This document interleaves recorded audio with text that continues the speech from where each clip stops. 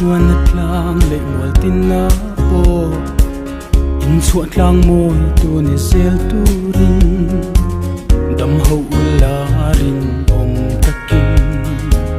in nei zon na po lo tling zel ru wanu mal som na in gwal him cheu ro se